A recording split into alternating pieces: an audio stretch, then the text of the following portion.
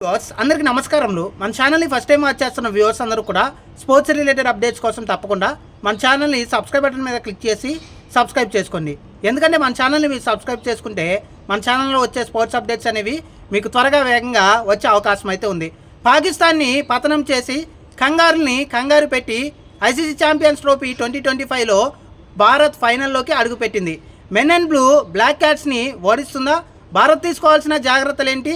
Dubai వేదిక మార్చి 9వ తారీఖున జరగబోతున్న ఫైనల్లో గెలుపెవరిది అనే దాని గురించి వీడియోలో క్లియర్ కట్గా అయితే తెలుసుకునే ప్రయత్నం అయితే చేద్దాం.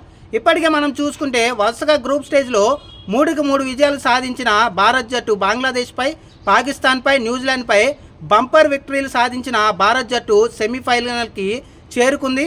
అలాగే సెమీఫైనల్లో ఆస్ట్రేలియా జట్టుకి భారీ షాక్ ఇచ్చి 4 వికెట్ల తేడాతో ఘన విజయం సాధించి ఫైనల్లో చేరుకుంది. కాబట్టి 2025 ఐసీసీ ఛాంపియన్స్ ట్రోఫీ భారత్ గెలవాలనైతే భారత్ అభిమానులు ఇప్పటికే ప్రార్థనలు మొదలు పెట్టడం జరిగింది.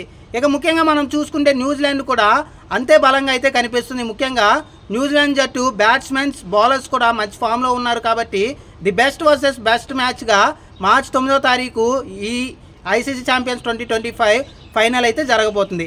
ఇక భారత్ తీసుకోవాల్సిన జాగ్రత్తలు ఏంటి, అసలు ఏ విధంగా జట్టు ఉండే అవకాశం ఉంది అనే దాని గురించి ఒక విషయంలోకి మనం చూసుకుంటే మనకి భారత్లో ముఖ్యంగా ఫామ్లోకి రోహిత్ శర్మ రావాల్సిన అవసరం అయితే ఉంది. కాబట్టి రోహిత్ శర్మతో పాటుగా శుభం గిల్ ఫైనల్లో కూడా ఓపెన్ చేసే అవకాశాలు ఎక్కువగా అయితే ఉన్నాయి. కాబట్టి ముఖ్యంగా రోహిత్ శర్మ ఫామ్ లేక ఇబ్బంది పడుతున్నాడు.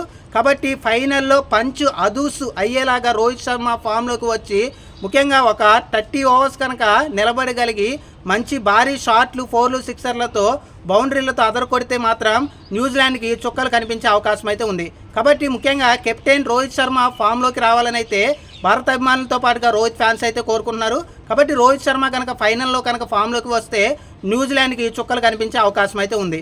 మరొక పక్కన గిల్ వరుసగా మంచి అద్భుతమైన ఇన్నింగ్స్ ఆడుతున్నాడు. కాబట్టి గిల్ పర్లేదు అనిపిస్తున్నాడు.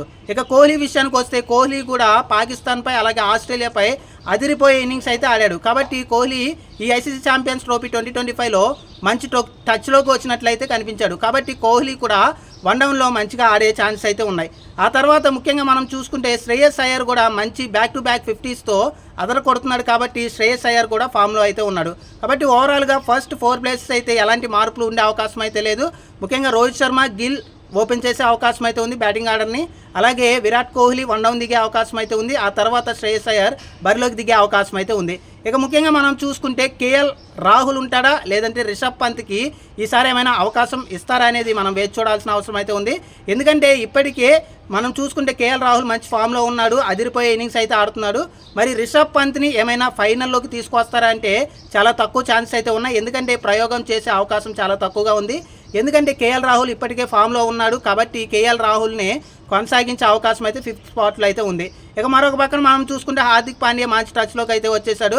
అదిరిపోయే షాట్స్తో, 6తో అలరిస్తున్నాడు. కాబట్టి హార్దిక్ పాండ్యా కూడా మనకి లోయర్ ఆర్డర్లో మంచి ఇన్నింగ్స్ అయితే ఆడే అవకాశం అయితే ఉంది. మరొక పక్కన రవీంద్ర జడేజా కూడా మనకి 7th పొజిషన్లో అందుబాటులో ఉండే అవకాశం ఉంది. రవీంద్ర జడేజా కూడా మనకి మంచి భారీ ఇన్నింగ్స్ అయితే ఆశించే అవకాశం అయితే ఈ మ్యాచ్లో అయితే ఉంది. కాబట్టి ఓవరాల్గా బ్యాటింగ్ ఆర్డర్లో భారత్ జట్టు అయితే చాలా బలంగా, పటిష్టంగా అయితే కనిపిస్తుంది. ఇక బౌలింగ్ ఆర్డర్ విషయానికి వస్తే మనకి మహమ్మద్ షమి కొంచెం ఇబ్బందికరమైన పరిస్థితులు అయితే ఎదుర్కొన్నాడు. ముఖ్యంగా ఆస్ట్రేలియాతో జరిగిన మ్యాచ్లో కొంచెం ఇంజురీ అవడం వల్ల మధ్యలోనే వెళ్ళిపోయాడు. కాబట్టి మహమ్మద్ షమి ప్లేస్లో ఎవరైనా వస్తారా అంటే వచ్చే అవకాశాలు తక్కువగా ఉన్నాయి. ఎందుకంటే మనకి సెమీఫైనల్కి, ఫైనల్కి మ్యాచ్ మధ్యలో చాలా గ్యాప్ అయితే రావడంతో మహమ్మద్ షమి ఫిట్ అయ్యే ఛాన్స్ అయితే ఉన్నాయి. కాబట్టి మహమ్మద్ షమి కంటిన్యూ అయ్యే అవకాశం అయితే ఫైనల్ అయితే ఉంది. ఇక ముఖ్యంగా మనం చూసుకుంటే స్పిన్నర్స్ విషయానికి వస్తే వరుణ్ చక్రవర్తి మంచి ఫామ్లో అయితే ఉన్నాడు. వరుణ్ చక్రవర్తి అద్భుతమైన స్పెల్స్ అయితే వేస్తున్నాడు. కాబట్టి వరుణ్ చక్రవర్తి ఫైనల్లో కూడా కొనసాగే అవకాశం అయితే ఉంది. ఇక కుల్దీప్ యాదవ్ కొంచెం ఫామ్ లేకపోవడంతో కొంచెం నిరాశపరుస్తున్నాడు. కుల్దీప్ యాదవ్ ప్లేస్లో ఏమైనా ముఖ్యంగా మనం చూసుకుంటే చేంజెస్ ఏమైనా చేస్తే హర్షిత్ రాణా వచ్చే అవకాశం అయితే ఉంది. ఇక మనకి హర్షిత్ రాణా వస్తే మాత్రం ఫేస్ బౌలింగ్ కొంచెం బలపడే అవకాశం అయితే ఉంది. కాబట్టి ఓవరాల్గా హర్షిత్ రాణా వస్తే మాత్రం హర్షిత్ రాణా, మొహమ్మద్ షమీతో పాటుగా హార్దిక్ పాండ్యా ముగ్గురు ఫేస్ బౌలింగ్తో బరిలోకి దిగే అవకాశం ఉంది. ఒకవేళ హర్షిత్ రాణా రాకపోతే రవీంద్ర జడేజాతో పాటుగా కుల్దీప్ యాదవ్, వరుణ్ చక్రవర్తి ముగ్గురు స్పిన్నర్లతో బరిలోకి దిగే అవకాశం అయితే ఉంది. కాబట్టి ఓవరాల్గా మనం ఎటు చూసుకున్నా కానీ భారత్ జట్టు బ్యాటింగ్లోను, బౌలింగ్లోను చాలా అద్భుతంగా అయితే ఉంది. అలాగే ఫీల్డింగ్లో కూడా చాలా అద్భుతమైన క్యాచెస్ అయితే పడుతుంది. అలాగే మంచి ఫీలింగ్ అయితే చేస్తుంది. కాబట్టి ఓవరాల్గా ఎక్స్ట్రాస్ వేయటం కొంచెం తగ్గించుకుంటే మాత్రం భారత్ ఈ మ్యాచ్లో ఇంకా విజయ అవకాశాలు మెరుగుపరుచుకునే అవకాశాలు సూచనలు అయితే ఉన్నాయి. కాబట్టి ఓవరాల్గా మనం చూసుకుంటే రోహిత్తో పాటుగా మనం చూసుకుంటే కోహ్లీ వీళ్ళిద్దరూ ఏ విధంగా ఫైనల్లో ఆడతారు అని వీళ్ళిద్దరు అభిమానులతో పాటుగా భారత అభిమానులు ఎదురు చూస్తున్నారు. ముఖ్యంగా విరాట్ కోహ్లీ మంచి టచ్లో అయితే ఉన్నాడు. ముఖ్యంగా మనం చూసుకుంటే ఐసీసీ ఈవెంట్స్ అంటే కోహ్లీకి చాలా ఇష్టం. ఫామ్ లేకపోయినప్పటికీ కూడా ఫామ్లోకి వచ్చేస్తాడు ఐసీసీ ఈవెంట్స్ అని మనం చూసుకుంటే. కాబట్టి ఓవరాల్గా విరాట్ కోహ్లీ ఐసీసీ ఈవెంట్స్ ఈ ఐసీసీ ఛాంపియన్స్ ట్రోఫీలో కూడా మరొకసారి అద్భుతమైన ఇన్నింగ్స్ పాకిస్తాన్ పైన కానీ అలాగే ముఖ్యంగా సెమీఫైనల్లో ఆస్ట్రేలియా పైన కానీ మంచి ఇన్నింగ్స్ ఆడి భారత్కి ఘన విజయాలు అయితే అందించాడు.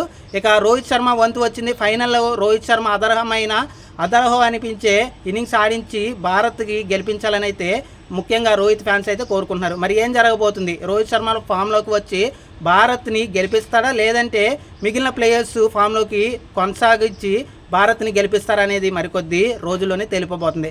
ఓవరాల్గా మనం చూసుకుంటే మెన్ అండ్ బ్లూ అనేది బ్లాక్ క్యాట్స్ని ఓడించాలంటే చాలా కష్టపడాల్సిన అవసరం అయితే ఉంది. ఎందుకంటే న్యూజిలాండ్ విషయానికి వస్తే న్యూజిలాండ్ కూడా చాలా ఫామ్లో అయితే కొనసాగుతుంది. ముఖ్యంగా కేన్ విలియమ్సన్ కానీ అలాగే రవీంద్ర కానీ మంచి ఫామ్లో ఉన్నారు. లాస్ట్ మ్యాచ్లో ఇద్దరు కూడా సెంచరీస్ చేశారు. అలాగే గ్రేన్ ఫిలిప్స్తో పాటుగా ముఖ్యంగా ప్లేయర్స్ డానియల్ మిచెల్ లాంటి వాళ్ళు కూడా చాలా మంచి బ్యాటింగ్ చేస్తున్నారు. కాబట్టి ముఖ్యంగా బౌండరీస్ కూడా చాలా బాగా బాగుతున్నారు. కాబట్టి ఓవరాల్గా న్యూజిలాండ్ బ్యాటింగ్ కానీ బౌలింగ్ మిచెల్ సాట్నర్ కెప్టెన్ చాలా స్ట్రాంగ్గా బౌలింగ్ చేస్తున్నారు. కాబట్టి ఓవరాల్గా బ్యాటింగ్ బౌలింగ్లో న్యూజిలాండ్ కూడా చాలా బలంగా అయితే కనిపిస్తుంది. కాబట్టి ముఖ్యంగా భారత్కి సమవుజ్జిగా న్యూజిలాండ్ అయితే బరిలోకి దిగబోతుంది.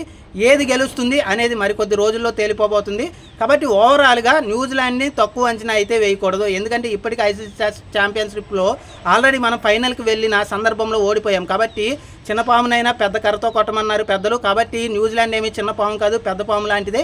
కాబట్టి ఇలాంటి పెద్ద జట్టుని చాలా విపత్కరమైన పరిస్థితులు అయితే మన భారత జట్టుకి ఉన్నాయి. ఎందుకంటే ఇప్పటికీ ఐసీసీ టెస్ట్ ఛాంపియన్షిప్లో ఓడిపోయిన పరాభవం నుంచి కసితో ఉంది. కాబట్టి దానికి ప్రతీకారం తీర్చుకోవాలని అయితే భారత అభిమానులు కోరుకుంటున్నారు. కాబట్టి చాలా స్కెచ్ చేసి మరి న్యూజిలాండ్ని ఈసారి ఓడిస్తే మాత్రం భారత అభిమానుల కళ్ళల్లో ఆనందం చూసే అవకాశం అయితే ఉంది. కాబట్టి ఓవరాల్గా దుబాయ్ వేదికగా జరగబోయే మ్యాచ్లో టాస్ కూడా చాలా ఇంట్రెస్టింగ్ పరిణామం చోటు చేసుకోబోతుంది.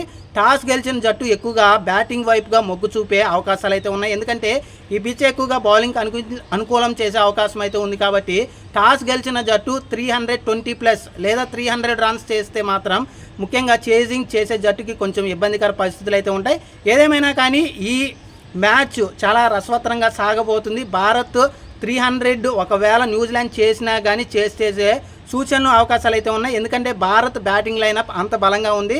కంగారులు కూడా అదే అనుకున్నారు. భారత్ జట్టు సెకండ్ బ్యాటింగ్ చేస్తే ఓడిపోతుందేమో అని టాస్ గెలిచిన వెంటనే బ్యాటింగ్ తీసుకున్నారు. కానీ భారత్కి బలం బౌలింగ్ కంటే కూడా బ్యాటింగ్. కాబట్టి ఓవరాల్గా భారత్ ఎక్కువగా సెకండ్ బ్యాటింగ్ పైన ఎక్కువగా ఆధారపడే సూచనలు అయితే ఉన్నాయి. కాబట్టి ఓవరాల్గా మనం చూసుకుంటే దుబాయ్ వేదిక మార్చి 9వ తారీఖు ఐసీసీ ఛాంపియన్స్ ట్రోఫీ 2025 ఫైనల్ ఏది గెలుస్తుంది అనేది మరికొద్ది రోజుల్లోనే తేలిపోబోతుంది. భారత్ చాలా బలంగా కనిపిస్తుంది. భారత్కి సమవుజ్జిగా న్యూజిలాండ్ కూడా ఉంది. కాబట్టి ఇప్పటికే పాకిస్తాన్ని పడగొట్టి పాకిస్తాన్ని పతనం చేసి ఆస్ట్రేలియాని ముఖ్యంగా అదరగొట్టి ఆస్ట్రేలియా లాంటి జట్టుని కూడా కంగారు పెట్టి భారత్ అయితే ఫైనల్కి చేరుకుంది. ఇటు న్యూజిలాండ్ కూడా సౌత్ ఆఫ్రికాని చావు దెబ్బ కొట్టి ఘన విజయం సాధించి ఫైనల్ చేరుకుంది. కాబట్టి గెలిపేవారిది ఈ ఐసీసీ ఈవెంట్ 2025 ఛాంపియన్షిప్ 2025లో గెలిపేవారిది అనేది మరికొద్ది క్షణాల్లోనే తేలిపోబోతుంది. రోహిత్ శర్మ కోహ్లీ ఇద్దరు కూడా ఫామ్లోకి వచ్చి భారత్ జట్టుని గెలిపించాలని అయితే భారత్ అభిమానులందరూ కూడా కోరుకుంటున్నారు.